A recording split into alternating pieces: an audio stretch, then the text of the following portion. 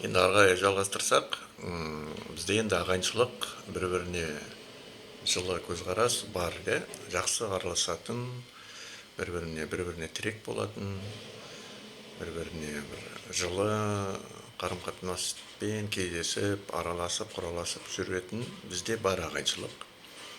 Ол жақсы көмектеседі ұзақ өмір сүруге, жақсы не береді, серпіліс береді.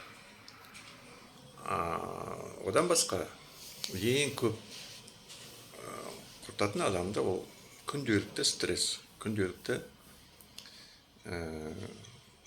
уайым, қайғы, алаңдаушылық, ертеңгі өмірге мысалға біреулер баласын уайымдайды, біреулер әке-шешесін уайымдайды, біреулер ағайын тумасын уайымдайды, біреулер ақшаны уайымдайды, ертең қалай күн көремін деп, біреулер денсаулығын уайымдайды. Әйтеуір табады уайымдайтын нәрсе. Сол уайымға кіріп алады да, сонымен тек өзін өзі жеп жүре береді адамдар. Сол нәрсе адамды құртады, кәдімгідей құртады. Жалмап жеп қояды өмірлік энергиясын. Содан арылу керек. Ол қиын негізі. Бұл бір шетінен оңай, негізі алда уайымдама болды, мысалы айту оңай. Бірақ орындау қиын. Қалай уайымдамайсың дейді. Мысалы кез келген адаммен мен күнде сөйлесіп тұрамын ғой кісілермен. Енді қалай уайымдамайсың дейді. Енді мен оларды түсінемін, қалай уайымдамайсың. Өзің туған балаң мысалға күнде трассада жүреді мысалға. Уайымдайсың ғой, уайымдайсың. Бірақ ол уайым саған не береді?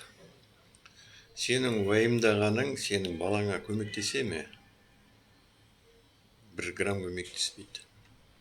Саған көмектесе ме? Үйде тыныш жүруіңе 1 грамм көмектеспейді. Кесірін тигізе ме? Тигізеді. Сенің тыныштығың кетеді. Сенің сол уайымыңа байланысты бөлінген кортизол, ол гормон, сондай стресс гормоны, сені жей береді. Қалай жейді? Ол өйткені кортизол қауіп төнгенде бөлінетін гормон. Қауіп төнгенде сен соғысқа, қарсыласуға, немесе қашуға, төбелесуге дайындап отыратын гормон. Былайша айтқанда, сен 24/7 режимде төбелесуге, қауіп қатерге дайын жүрген адамсың ғой. Ол сені жейді ғой. Солай адам өзін өзі құртады. Бұл тек бір нышаны. Оны біз ары қарай айта береміз, бұл 3 минуттық не жетпейді ғой өйткені. Сондықтан ары қарай жалғастырамыз.